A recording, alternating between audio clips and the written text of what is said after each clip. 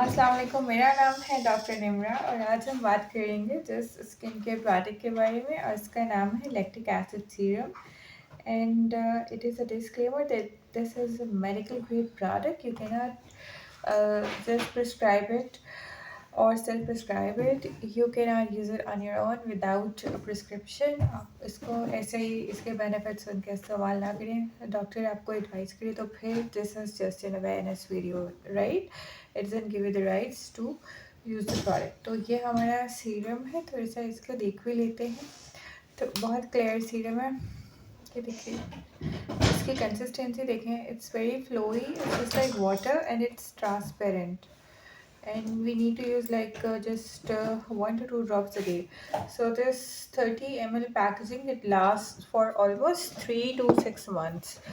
Depends whether you use it once a day or twice a day, right? So we're going to start off with knowing what lactic acid or LA, wherever you'll find this ingredient in a lot of skincare products which are peeling, which are used for peeling and which are for dry skin. तो इसको हम सबसे पहले देखते हैं कि lactic acid जो होता है वो होता क्या है, एल क्या होता है। So lactic acid basically, as the name suggests, it's an acid, right?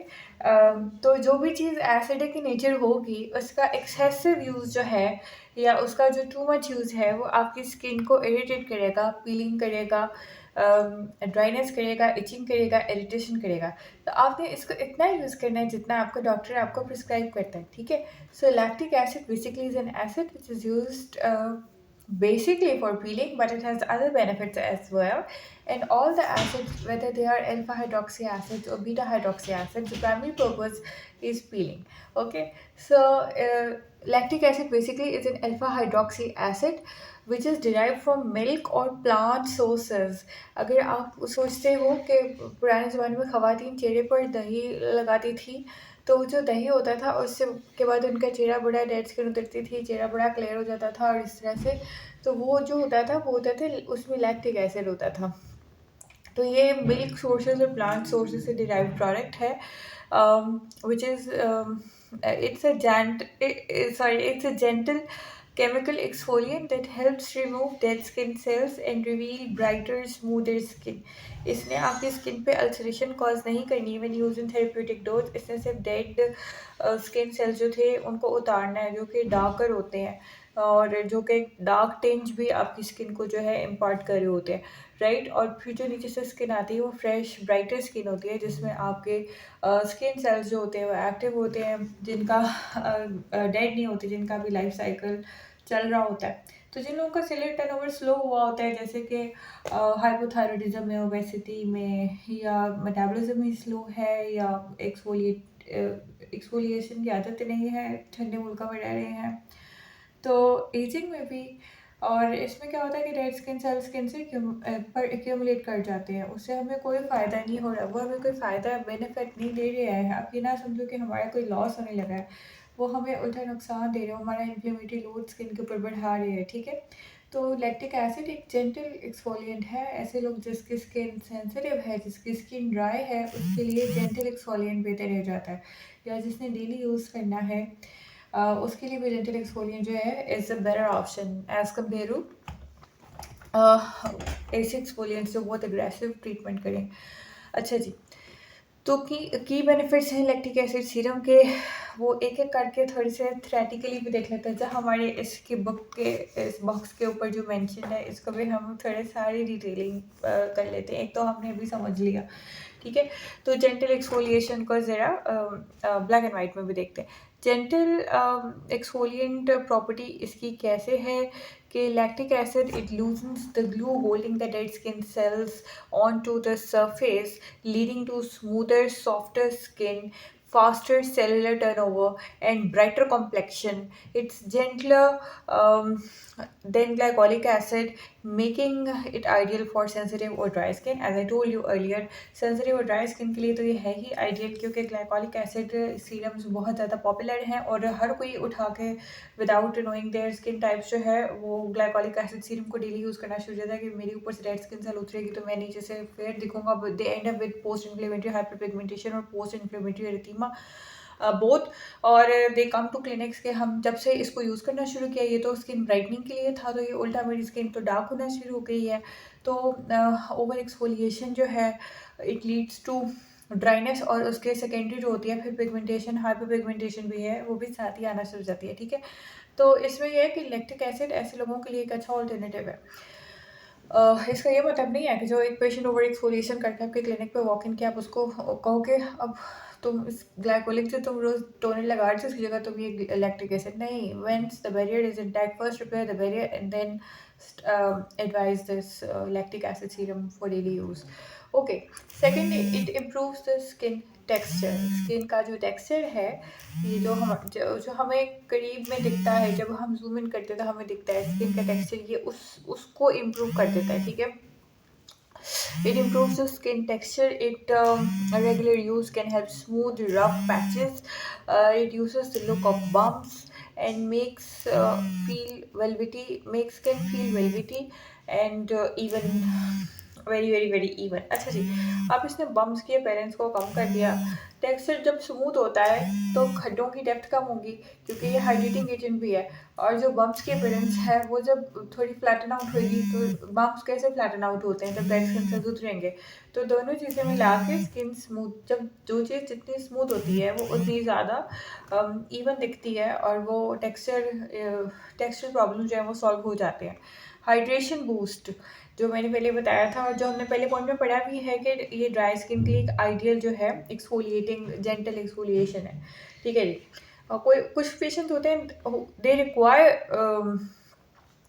Exfoliation but they have dry skin और डिहाइड्रेटेड स्किन, तो उनको साथ हाइड्रेशन बूस्ट उन्होंने ज़िंदगी में कभी एक्सपीरियंस किया होता है, केमिकल एक्सफोलिएशन या फिजिकल एक्सफोलिएशन या एंजाइमेटिक एक्सफोलिएशन को, तो अब वो परेशान होता है कि मेरी फिर से स्किन जो है वो ड्राई हो जाएगी, क्योंकि मैंने पहले कराया था तो टू ड्राई हो गई थी और बड़ी इरिटेशन हुई थी और बड़ी डिफ़िकल्ट टू हैंडल हो गई थी। तो हाइड्रेशन बूस्ट ये कैसे करता है कि unlike some exfoliants that dry skin out, lactic acid has humectant properties. तो मैं ह्यूमेक्टिन क्या होता है कि ह्यूमिडिटी को अपने अंदर इनक्लोज करना, अपनी तरफ लेकर भी आना और फिर उसको वहाँ पे रिटेन भी करवाना। ठीक है ना, it attracts moisture to the skin. This can make it especially good for dry skin types and for winter skin care routines. ठीक है, विंटर्स में आप रोज़ रात को एक कचरा लगा कर सो सकते हो अपने पूरे चेहरे पे। कुछ लोगों को विंटर में ये प्रॉब्लम ज़्यादा होती है, और जो पेशेंट है जिसको पूरा साल ही मसला रहता है, एक थायरोसिस का पेशेंट हो गया, सेबोरिक डर्मेटाइटिस है, eczema if not flared up, या सोराइसिस का पेशेंट है जिसको भी फ्लेयर नहीं हुआ, तो वो भी इसको यूज़ कर सकता है। ठीक है, और वैसे in general dry dehydrated skin when you have scales, when you have flakes you can. ठीक है, इसका एक और जो चौथा बेनिफिट है वो पढ़ लेते हैं। It fix dark spots and it evens out the skin tone. ये हमारा हम सबका फेवरेट, हम सबको मोस्ट रिक्वायर्ड जो चीज़ होती है जो क्लिनिक में पेशेंट होता है कि हमारा कलर जो है वो सही हो जाए। ठीक है, अच्छा जी, इसमें क्या होता है, by encouraging the cellular turnover lactic acid can help brighten the post acne spots और पोस्ट एक्नी मार्क्स। अब सेलुलर टर्नओवर को क्या मतलब होता है कि रेड स्किन सेल्स को उतारना। जो स्किन सेल्स की अटैचमेंट के हमारे पास बॉन्ड्स है उसका नाम होता है डेस्मोसोम्स। उसको ब्रेक किया, लूजनिंग की, डेड स्किन सेल्स को उतारा, अल्सरेशन काज नहीं कर रहा आपकी नॉर्मल स्किन सेल्स को, ये कुछ भी नहीं कर रहा। ठीक है, और जो न्यू स्किन सेल्स आए उसको, वो ब्राइटर होते हैं, वो हेल्दियर होते हैं, उनका एक नॉर्मल कलर होता है जो आपका ओरिजिनली कलर अल्लाह ताला ने बनाकर भेजा था। ठीक है, तो और जो हर नई क्रॉप आती है सेल की, स्किन सेल्स की जो नई नई पॉपुलेशन आती चली जाती हैं, वो हेल्दियर से हेल्दियर होती चली जाती है। इसका ये मतलब नहीं this is sole therapy for acne marks, इसका ये मतलब भी साथ आप ऑयल भी उसको दे रहे होते हो, एंटीऑक्सीडेंट्स भी दे रहे हैं और बाकी सब चीज़ें भी दे रहे हैं, आप उसका बैरियर भी रिपेयर कर रहे हैं, आप उसकी सन प्रोटेक्शन भी कर रहे हैं, सारा कुछ कर रहे हैं। ठीक है, so it helps lighten post acne marks और spots,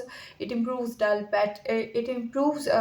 dull patches and it blends uneven pigmentation over time इसीलिए क्योंकि हर जो पिगमेंट स्किन में कितना डीप है, डर्मिस के लेवल तक है, कितना है you have no idea. Dead skin cells उतरते चले जाएंगे, नई न्यू स्किन सेल्स आते चले जाएंगे आहिस्ता आहिस्ता आहिस्ता आहिस्ता, और फिर एक ऑप्टिमम आप जो है वो अचीव कर लोगे। क्या चीज़? एक ऑप्टिमम आप लेवल अचीव कर लोगे किस चीज़ का? स्किन कलर का। ठीक है, ब्राइटनेस का।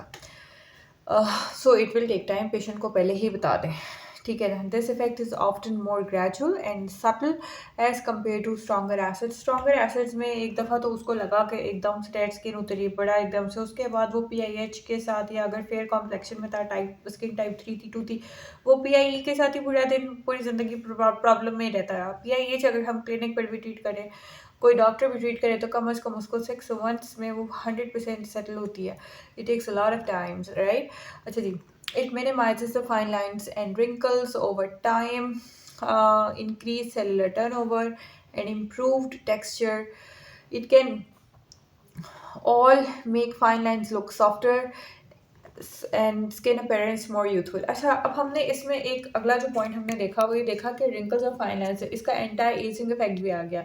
जब कोई चीज़ होती है ड्राई होती है, हाइड्रेटेड होती है, तो जब आप उसको मोड़ते हो तो फ्लेक्सिबल नहीं होती है, उसके अंदर ब्रेक आ जाता है, ब्रिटल हो जाती है, ठीक है। इसी तरह हमारी स्किन जब ड्राई डिहाइड्रेटेड होती है तो उसमें फाइन लाइन्स और रिंकल्स बहुत प्रोमिनेंट हो जाते हैं। जब वो हाइड्रेटेड होती है तो स्किन सेल्स जो होते हैं वो बहुत प्लम्प और सपल होते हैं, तो फिर फाइन लाइन्स और रिंकल्स की अपीयरेंस कम हो जाती है। इसका मतलब ये नहीं है कि डायनामिक रिंकल्स बिल्कुल इरेडिकेट हो जाएंगे, वो मसल मूवमेंट से आने ही आने हैं, ठीक है।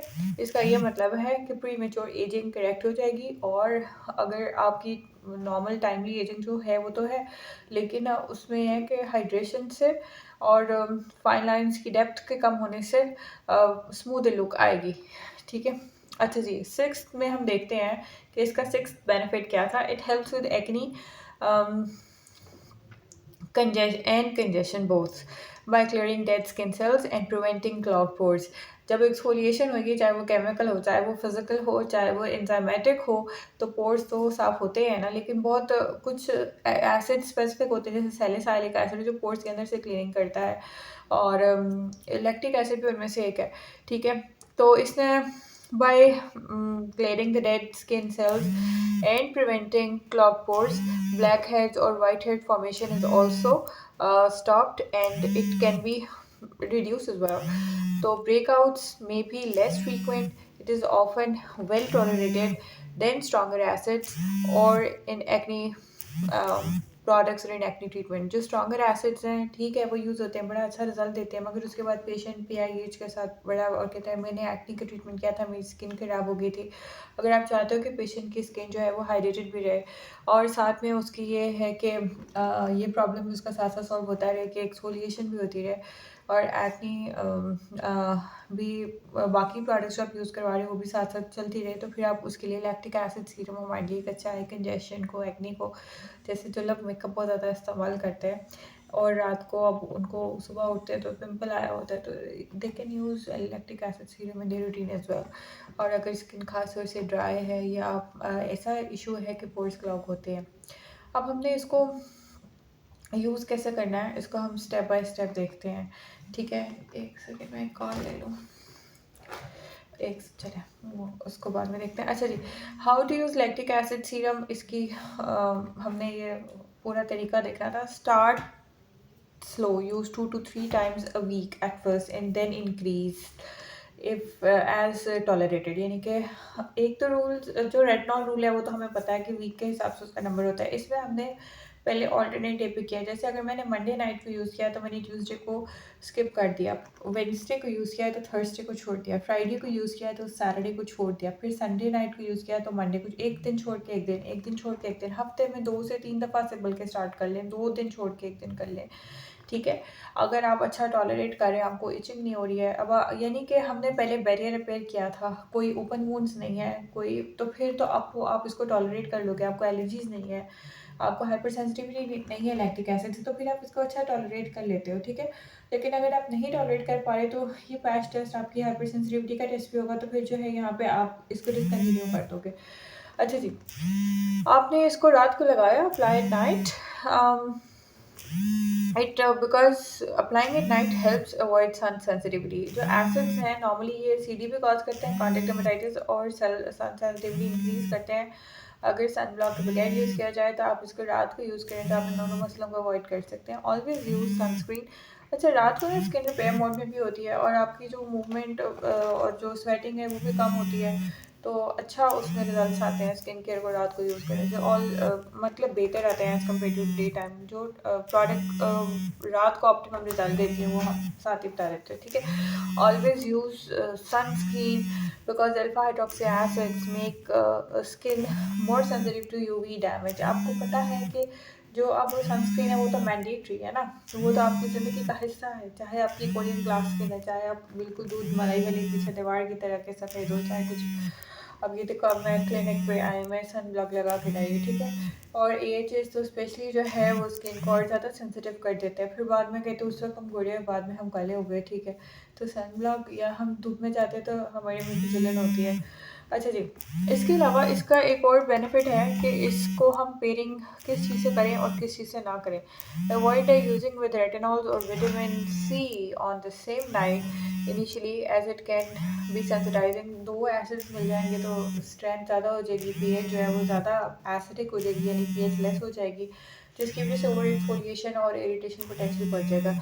It can be sensitising until your skin builds tolerance, ठीक है।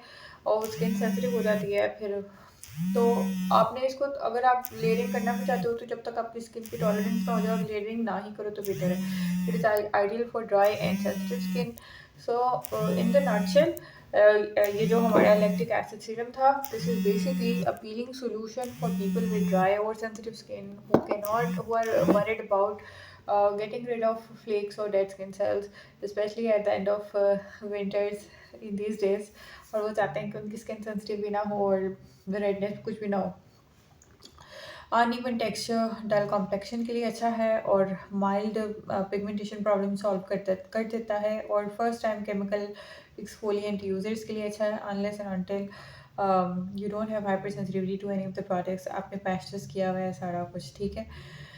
अच्छा जी, कोई तो इसके भी साइड इफ़ेक्ट्स होंगे, वरना ये एक यूनिवर्सल एक्सफोलिएंट ना हो जाता। अगर इसके कोई भी साइड इफ़ेक्ट्स ना होते, इसकी कोई भी कॉन्ट्रा इंडिकेशंस ना होती, कुछ भी ना होता, तो इसके पॉसिबल साइड इफ़ेक्ट्स को भी हम देख लेते हैं। एक तो हर वक्त मेरा फ़ोन बीच में आता रहता है। अच्छा जी, जो पॉसिबल साइड इफ़ेक्ट्स हैं वो ये हैं कि सम पीपल में एक्सपीरियंस हाइपर सेंसिटिविटी रिएक्शन। अब वो तो आपको किसी भी चीज़ का, तो फिर अगर आपको एलर्जी है वो तो आपकी जेनेटिक है ना, तो वो तो फिर उसका तो कोई ट्रीटमेंट ही नहीं। उसके लिए हमें जो है प्रोडक्ट ही रिप्लेस करनी पड़ती है, हमें उसका और कुछ हम उसके लिए नहीं कर सकते, ठीक है। और people who experience mild tingling और इचिंग और स्टिंगिंग और रेडनेस, तो इसका क्या मतलब है? इसका ये मतलब है कि आपको उससे हाइपर सेंसिटिविटी डेवलप हो रही है, ठीक है ना। या फिर specially with very strong formulas. Strong formula होता है 10% और जेंटल फार्मूला होता है 5%। फर्स्ट टाइम यूज़र हो तो 5% से स्टार्ट करो, और 2 डेज स्किप करके, मतलब 2 नाइट स्किप करके फिर एक नाइट पे यूज़ करो, फिर 2 नाइट स्किप करो, फिर एक नाइट पे यूज़ करो। With strong formula start with low percentage formulas, 5 to 10% से आप स्टार्ट करें, ठीक है। तो फिर ओवर एक्सफोलिएशन भी नहीं होगी, और ये जो साइंस है इनसे भी आप अवॉइड, और बैरियर इंटैक्ट होना चाहिए। आप अगर आपका बैरियर ब्रोकन है और आप इंजर्ड स्किन के ऊपर यूज़ करना शुरू हो गए, तो in any case you will suffer the side effects. And do a patch test if unsure. Patch test क्या होता है? पैच टेस्ट, अगर आप जब आप प्रोडक्ट बाय करते हो, कोई भी आपको सैम्पल प्रोडक्ट तो नहीं देता यूज़ करने के लिए, तो जो आपका फर्स्ट टाइम यूज़ होता है वही आपका पैच टेस्ट हो जाता है, ठीक है। तो आज के लिए मेरे ख्याल है इतना ही काफ़ी, क्योंकि मुझे कॉल्स भी बहुत सारी आ रही हैं और पेशेंट्स भी वेट कर रहे हैं, ठीक है। इंशाल्लाह फिर हम कल, आप मुझे कमेंट्स में बताओ कि कौन सी प्रोडक्ट के बारे में आपको वीडियो चाहिए है, तो फिर हम उसके ऊपर भी आहिस्ता आहिस्ता आते हैं। ओके जी, अल्लाह हाफ़िज़। Thank you for your time and attention. Bye.